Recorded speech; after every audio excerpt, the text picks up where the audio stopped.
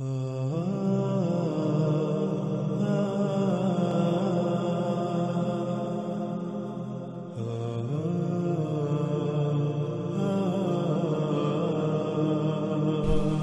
پچھلی نشست میں ہم نے روایات کو سامنے رکھتے ہوئے یہ بات واضح کی تھی کہ دجال انسان نہیں ہوگا، بلکہ دجال انسان کی خلق کردہ طرح طرح کی مختلف مخلوقات ہیں جو حقیقتاً تو انسان کے لیے اور باقی تمام مخلوقات کے لیے نقصان دہ ہیں،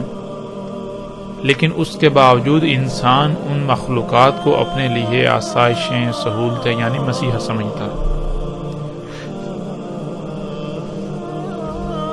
اور ہم نے یہ بھی جان لیا تھا کہ رسول اللہ صلی اللہ علیہ وسلم نے اس فتنے کو اعظم فتنہ کہا، یعنی تمام فتنوں میں یہ ایک ایسا فتنہ ہے کہ اگر اس فتنے کو نکال دیا جائے تو پیچھے جتنے بھی فتنے ہیں ان کی اہمیت و حیثیت بالکل ایسی رہ جائے گی جیسے کہ جسم سے تمام کی تمام ہڈی نکال دینے سے جسم کی اہمیت و حیثیت رہ جاتی ہے۔ یعنی جیسے جسم میں ہڈی کی اہمیت و حیثیت ہے، بالکل یہی حیثیت و اہمیت فتنوں کے اندر فتنہ دجال کی ہے۔ فتنوں میں فتنہ دجال کی ہے، اس دجال کے فتنے کی۔ ناظرین، روایات سے ہی آگے بڑھنے سے پہلے ہم مزید اس موضوع کے اوپر بات کریں گے تاکہ ہم پر یہ بالکل کھل کر واضح ہو جائے، کسی قسم کا کوئی ابہام، کوئی شک اور شبہ نہ رہے کہ دجال یہی ہے جس کو ہم پچھلی نشست میں واضح کر چکے ہیں۔ اور اس کے علاوہ ناظرین، جو آج تک یہ بات کہی جاتی رہی اور کہی جاتی ہے کہ دجال کا ذکر قرآن میں کہیں نہیں، اس میں کس حد تک صداقت ہے یہ بھی ہمارے سامنے آ جائے۔ ایسا کہنے والوں، ایسا نظریہ رکھنے والوں اور ایسے نظریے پر اٹھنے والے تمام سوالات سمیت ہم ہر پہلو سے گفتگو کریں گے آئندہ کسی نشست میں۔ لیکن یہاں ہم صرف یہی کہیں گے کہ ایک طرف محمد رسول اللہ صلی اللہ علیہ وآلہ وسلم دجال کے فتنے کو اعظم فتنہ قرار دیں، اور پھر یہ بھی کہیں کہ آدم علیہ السلام کی خلق سے لے کر سات کے قیام تک دجال سے بڑی کوئی خلق نہیں۔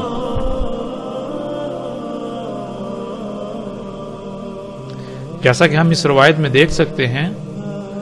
رسول اللہ صلی اللہ علیہ وآلہ وسلم نے کہا، آدم علیہ السلام کی خلق سے لے کر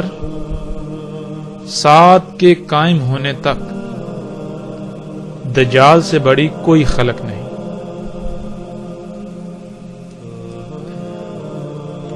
اب یہاں سوال یہ پیدا ہوتا ہے کہ جب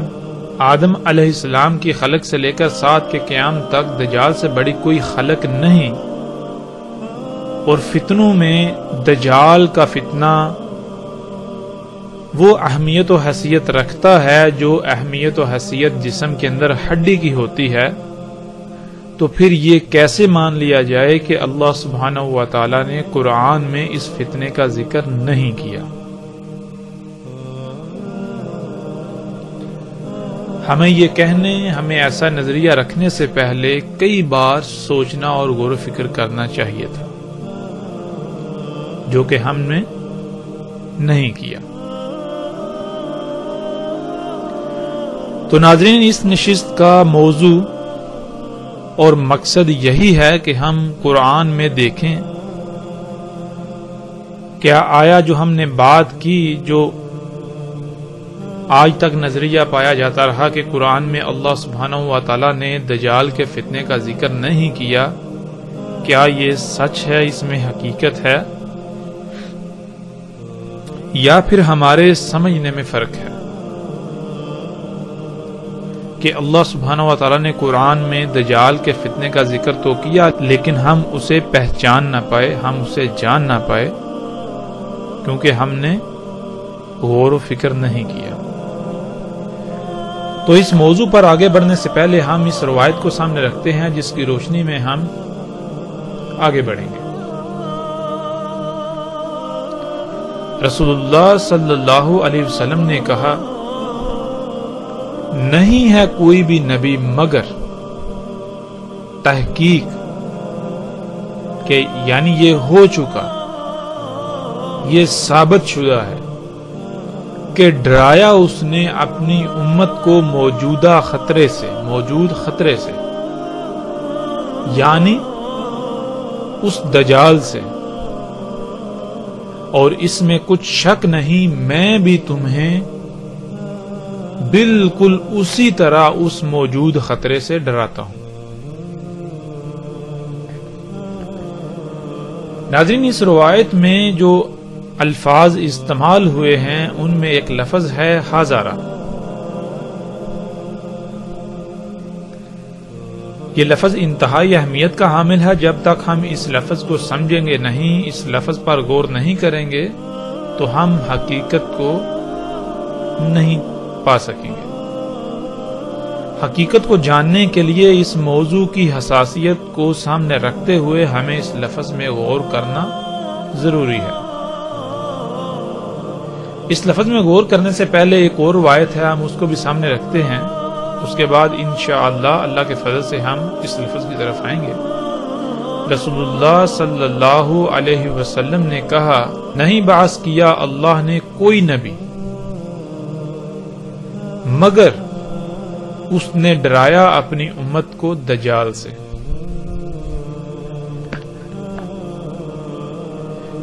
ان دونوں روایات میں ہم دیکھ سکتے ہیں، پہلی روایت میں لفظ حاضرہ استعمال ہوا ہے اور دوسری روایت میں لفظ انذر ناظرہ استعمال ہوا ہے۔ ناظرہ کہتے ہیں ایسا ممکنہ خطرہ جو قریب آ چکا ہے، اس سے پہلے ہی متنبہ کر دینے کو، اور حاضرہ کہتے ہیں ایسا خطرہ جو موجود ہے، جو موجود خطرہ اس سے ڈرانا، جیسا کہ ہم اس لفظ کو قرآن سے بھی سمجھ لیتے ہیں، اور اس آیت میں ہم دیکھ سکتے ہیں اللہ سبحانہ و تعالیٰ کہتے ہیں، یا جیسے گہرے بادلوں کا طوفان آئے آسمان سے، اس میں ہوں اندھیرے اور زوردار گرج اور چمکتی بجلی، کر لیتے ہیں اپنی انگلیوں کو اپنے کانوں میں اس کڑک سے موت کے ڈر سے۔ تو عربی میں ہم دیکھ سکتے ہیں جو الفاظ استعمال ہوئے ہیں وہ ہے حاضر الموت۔ تو اس آیت میں پیچھے ہم دیکھ سکتے ہیں اللہ سبحانہ و تعالیٰ جو مثال بیان کر رہے ہیں اس میں کیا ہے کہ اچانک جب انتہائی گہرے کالے بادل آ جاتے ہیں اور طوفان آ جاتا ہے، پھر ان میں زوردار جب گرج پیدا ہوتی ہے اور بجلی چمکتی ہے، تو اس وقت بالکل یہی احساس ہوتا ہے کہ ابھی موت آئی۔ تو وہ جو ڈر ہوتا ہے، کیا وہ ڈر مستقبل کا ہوتا ہے؟ مستقبل کے لیے اگر کہا جائے گا تو اس کے لیے لفظ خوف استعمال ہوگا، نہ کہ حاضرہ۔ خوف کہتے ہیں جو مستقبل میں پیش آنے والا خطرہ ہو، اس سے لاحق ڈر کو۔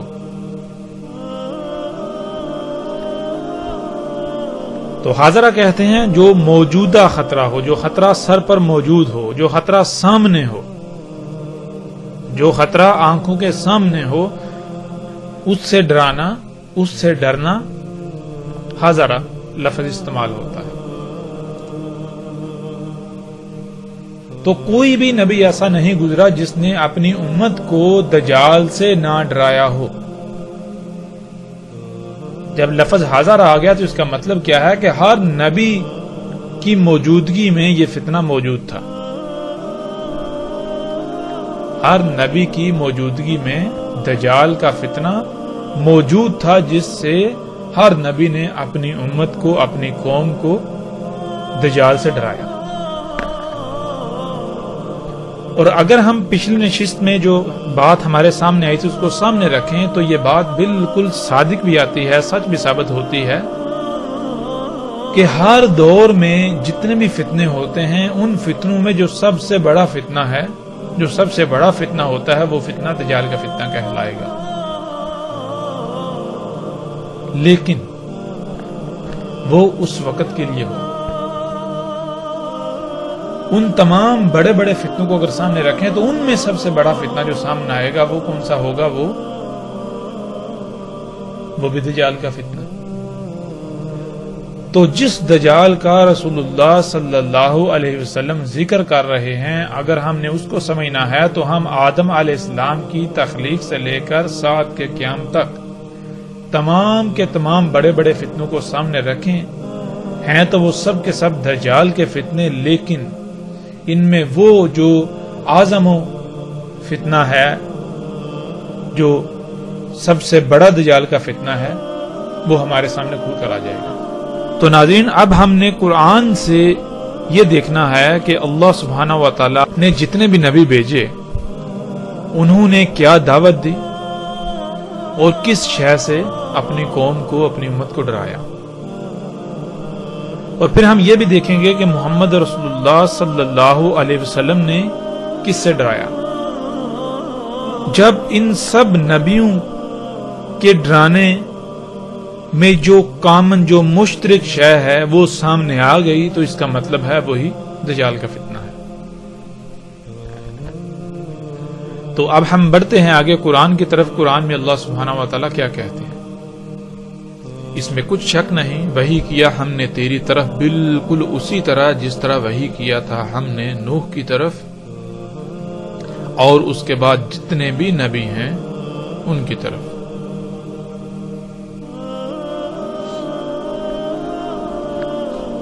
اس آیت میں اللہ سبحانہ و تعالیٰ نے بالکل واضح کر دیا کہ جس طرح وحی نوح علیہ السلام اور ان کے بعد جتنے بھی نبی ہیں ان کی طرف کی گئی، بالکل اسی طرح تیری طرف وحی کی جا رہی ہے۔ تو پھر یہ کھل کر واضح ہو جائے گا کہ جو وحی نوح علیہ السلام اور ان کے بعد جتنے بھی نبی ہیں ان کی طرف کی گئی اور وہی محمد رسول اللہ صلی اللہ علیہ وسلم کی طرف کی گئی،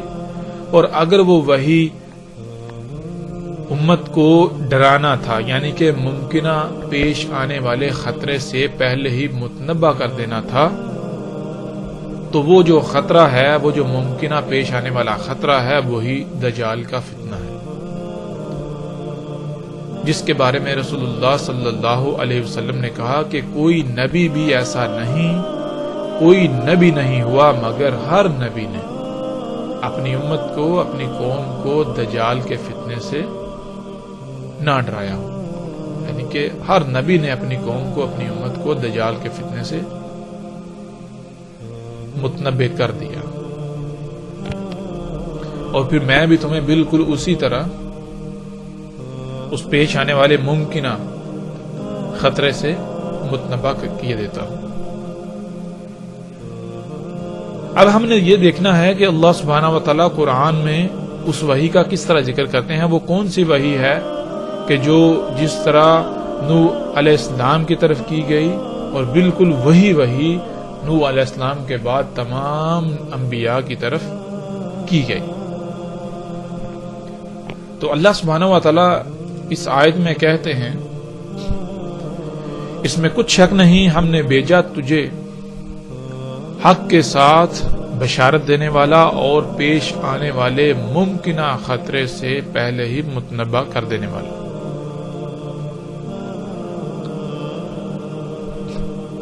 اور نہیں کوئی بھی امتوں میں سے امت مگر گزر چکا ان تمام کی تمام امتوں میں پیش آنے والے ممکنہ خطرے سے متنبع کر دینے والا۔ تو اس آیت میں اللہ سبحانہ و تعالیٰ نے یہ بات بالکل کھول کر واضح کر دی کہ ہم تیری طرف کیا وحی کر رہے ہیں، ہم نے تمہیں کس مقصد کے لیے بھیجا، ہم نے تجھے بھیجا حق کے ساتھ. حق کے ساتھ کیا ہے؟ حق کسے کہتے ہیں؟ انشاءاللہ اللہ کے فضل سے جب ہم آگے بڑھیں گے تو اس کی بھی مزید کھل کر وضاحت ہو جائے گی. لیکن یہاں جو چیز ہم نے سمجھنی ہے وہ یہ کہ اللہ سبحانہ و تعالیٰ نے کہا کہ ہم نے تجھے بھیجا بشارت دینے والا اور مستقبل میں پیش آنے والے ممکنہ خطرے سے متنبع کر دینے والا.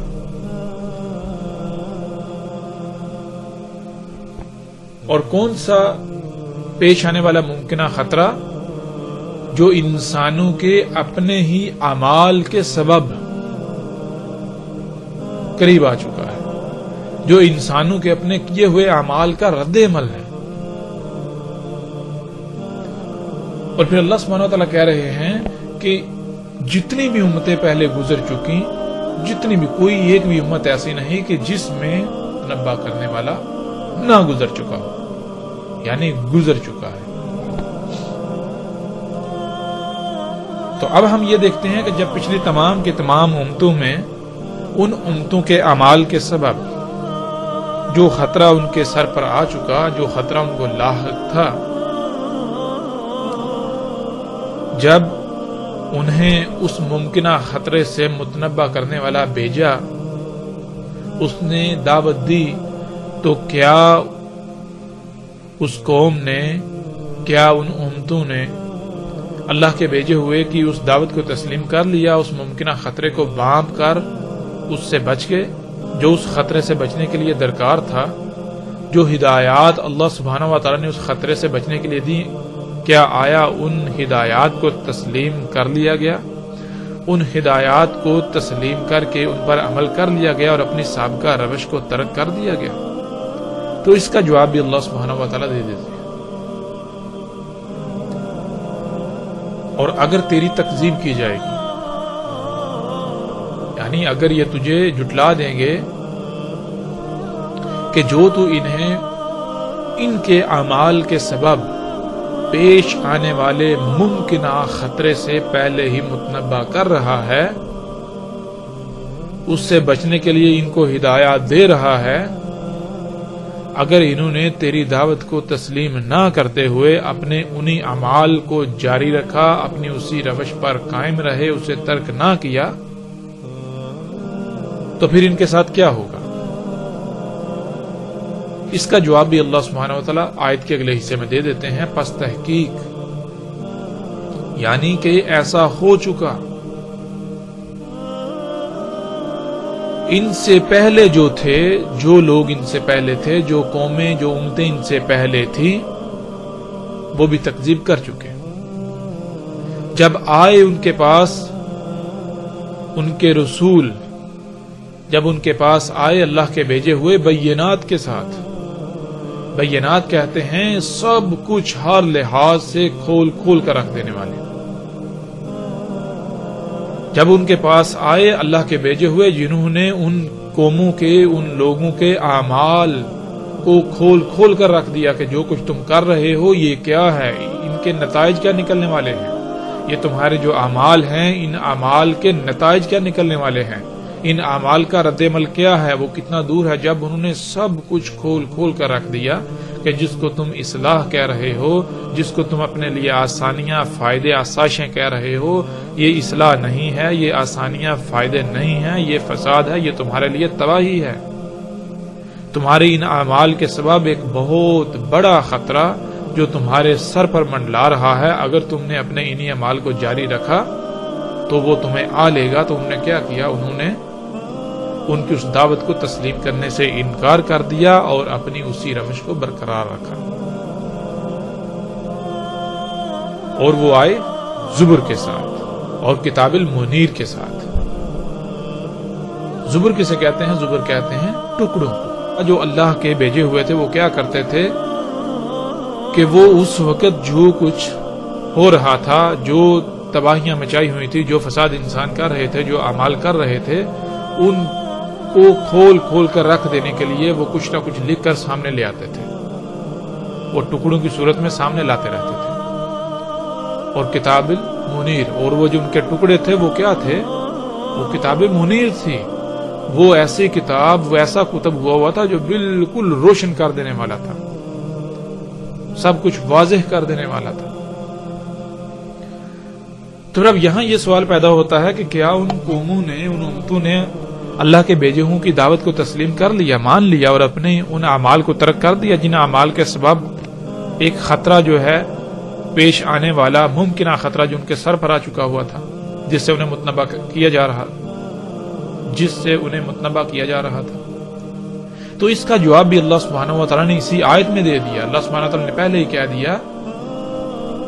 کہ اگر یہ تیری تکذیب کریں گے، یہ تیری دعوت کو تسلیم نہیں کریں گے، جو تو انہیں کہہ رہا ہے یہ نہیں مانیں گے، یہ کہیں گے کہ ہم فساد میں اصلاح ہی کر رہے ہیں، ہم جو کچھ کر رہے ہیں یہ آسانیاں، سہولتیں، فائدے ہیں، یہ کوئی خطرہ ان سے نہیں ہے ہمیں، تو پھر ایسا ان سے پہلے ہو چکا، ان سے پہلے جو قومیں تھیں، ان سے پہلے جو امتیں تھیں جن میں مستقبل میں پیش آنے والے ممکنہ خطرے سے متنبہ کرنے والے تھے، وہ گزر چکے، تو وہ بھی ایسا کر چکے، وہ تکذیب کر چکے۔ جب وہ تکذیب کر چکے، انہوں نے اللہ کے بھیجے ہوں کی دعوت کو تسلیم نہ کیا، اپنے اعمال کو ترک نہ کیا، تو کیا پھر ان کے اعمال کے سبب جو ان کے اعمال کا رد عمل تھا، ان کے اعمال کے رد عمل کا جو پیش آنے والا ممکنہ خطرہ تھا، کیا اس نے انہیں آ لیا؟ تو اس کا جواب بھی اللہ سبحانہ و تعالیٰ آگے کھل کر دے دیتے ہیں۔ اللہ سبحانہ و تعالیٰ کہتے ہیں پھر آ پکڑا ان کو جنہوں نے کفر کیا، یعنی کہ جن لوگوں نے تکذیب کی، جن قوموں نے تکذیب کی، پھر ان کی تکذیب کا نتیجہ بھی انہوں نے دیکھ لیا۔ ان کے اعمال کے سبب پیش آنے والے ممکنہ خطرے سے متنبہ کیا جا رہا تھا، جب وہ متنبہ نہ ہوئے، جب انہوں نے اس دعوت کو تسلیم نہ کیا، تکذیب ہی کی، تو پھر کیا ہوا؟ پھر اس پیش آنے والے ممکنہ خطرے نے انہیں آ پکڑا لی۔ پھر اس آیت میں آگے اللہ سبحانہ و تعالیٰ کہتے ہیں پس کیسا تھا ان کی اس تکذیب کے سبب ان کا پکڑا جانا، ان پر جو پکڑ آئی وہ کیسی تھی؟ تو یہاں تک یہ بات کھل کر واضح ہو جاتی ہے کہ اللہ سبحانہ و تعالیٰ نے جتنے بھی نبی رسول بھیجے، ان تمام کے تمام نے ان قوموں، ان امتوں کے اپنے ہی کیے ہوئے اعمال، اپنے ہوئی ہاتھوں سے کیے ہوئے اعمال کے سبب جو ان اعمال کا رد عمل تھا، وہ رد عمل ایک بہت بڑا خطرہ تھا ان قوموں کے لیے،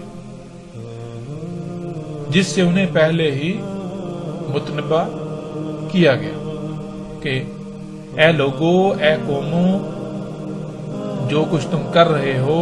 یہ اعمال، ان کا انجام کیا ہے، ان کا نتیجہ کیا ہے؟ ان کا نتیجہ یہ ہے کہ جو کچھ تم کر رہے ہو، ان اعمال کے سبب ایک بہت بڑی تباہی تمہارے سر پر مسلط ہوگی، ایک بہت بڑی تباہی تم پر مسلط ہوگی۔ تمہارے لیے بہتر یہ ہے کہ تم ان اعمال کو ترک کر دو، ورنہ پھر تم اس تباہی کا شکار ہو جاؤ گے۔ یہی وہ دجال کا فتنہ تھا جس کا وہ شکار ہو گئے۔ اور پھر اللہ سبحانہ و تعالیٰ نے پیچھے جو آیات گزری ان میں بالکل واضح کر دیا کہ اور اگر یہ تیری تکذیب کریں گے، اور قرآن کا اسلوب ایسا ہے کہ اللہ سبحانہ و تعالیٰ گویا کہ یہ کہہ رہے ہیں کہ یہ تیری تکذیب کریں گے، یہ بھی تیری اسی طرح تکذیب کریں گے جیسے تو اس سے پہلے رسولوں کی ہو چکی، جیسے اس سے پہلے امتیں تکذیب کر چکی، بالکل اسی طرح یہ امت بھی، یہ قوم بھی تکذیب کرے گی، یہ اس دعوت کو تسلیم نہیں کرے گی، یہ اپنی اسی روش کو جاری رکھے گی۔ پھر جب یہ اپنی ان اعمال کو جاری رکھے گی، اپنی اسی روش پر قائم رہے گی، تو ان کے اعمال کے سبب وہ ممکنہ خطرہ جس سے انہیں متنبہ کیا جا رہا ہے وہ ان پر آ پڑے گا۔ پھر آگے اللہ سبحانہ و تعالیٰ کہتے ہیں اور نہیں بھیجا ہم نے تجھ سے پہلے رسولوں میں سے کوئی بھی رسول مگر اس کی طرف ہم نے یہی وحی کیا کہ اس میں کچھ شک نہیں، کوئی بھی ایسی ذات نہیں کہ جس کی غلامی کی جائے، جس کی بات مانی جائے، مگر سوائے میرے، بس میری ہی غلامی کرو، بس صرف اور صرف میری ہی بات مانو.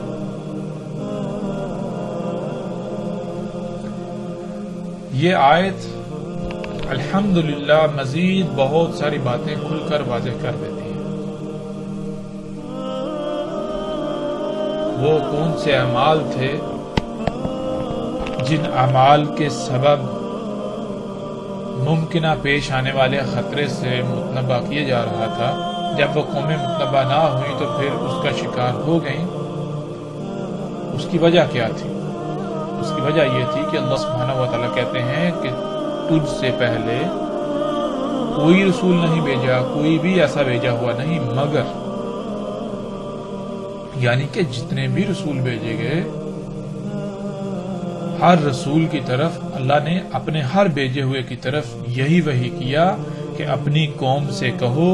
ان لوگوں سے کہو، اپنی امت سے کہو کہ اس میں کچھ شک نہیں، اللہ کے علاوہ کوئی الہ نہیں. الہ کہتے ہیں ایسی ذات کو جس کی بات مانی جائے، جس کی غلامی کی جائے، جس کے پیچھے چلا جائے، جس کی مرضی سے رائے برابر بھی عمل کرنا. تو کوئی بھی اللہ کے علاوہ ایسی ذات نہیں ہے جس کی مرضی، جس کے حکم سے رائے برابر بھی عمل کیا جائے. اگر تم نے کوئی رائے برابر بھی عمل کرنا ہے تو وہ صرف اور صرف اللہ ہی کے حکم کے مطابق کرنا ہے، اللہ ہی کی مرضی سے کرنا ہے.